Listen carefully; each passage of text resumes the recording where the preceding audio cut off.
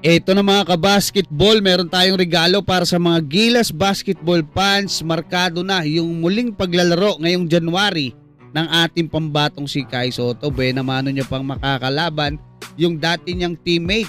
At Juan Gomez Del Llano, sapat na ba yung performance na ipinakita para mapabilang sa Gilas Final 12 kontra sa New Zealand? Pero bago yan, huwag kalimutan mag-like at mag-subscribe bilang pagsuporta. Sa kasalukuyan mga kabasketball ay binabatikos ngayon ng ilan sa mga Pinoy basketball fans yung tila naging early celebration daw ni Juan Gomez Del Llano sa naging masakit na pagkatalo nila sa kanilang napakagandang laban kontra sa Barangay Ginebra. Pero alam naman natin mga kabasketball, may iba't ibang mga expression talaga. Yung iba't ibang mga players, hindi lang sa PBA, sa NBA at sa iba't ibang mga liga, especially pagka na-excite sila, natutuwa sila kapag nakakagawa sila ng maganda para sa kanilang kupunan. Hindi naman big deal yan or parang pagyayabang, no? Hindi mo pwedeng sabihin pag bumaril-baril yung nasa NBA, nakashoot ng 3 points, pagyayabang yun, di ba? Hindi po.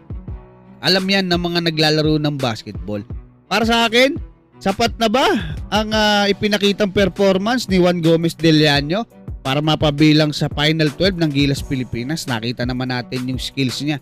Talagang sapat na at kailangan ng ating Gilas Pilipinas. At si RJ maganda rin yung ipinakita para sa Barangay Ginebra. Pero syempre, yung desisyon ni Coach Tim Cone, yung magwawagi dahil mas alam niya yan at alam niya kung paano yung gamit ng mga players na yan. At ito pa matindi, no? Kumbaga parang regalo, no? Dahil markado na yung date kung kailan maglalaro ulit etong ating pambatong si Kai Sotto diyan sa Japan Bilig sa Koshigaya. Tamang-tama lang po na meron siyang at least isang buwan na paghahanda, no? Para sa nalalapit na laban ng Gilas Pilipinas kontra nga dito sa Australia at New Zealand. So ang date po mga kabasketball ng kanyang paglalaro ay January 20 plus. So para eksakto, ito yung clue. Kabilang to, no? Kapareho ng bilang ng mga NBA teams na nag-offer kay Kai Sotto, yung nilabas din natin nung dati. Naaalala niyo yun? At makakalaban niya nga rito yung dati niyang teammate.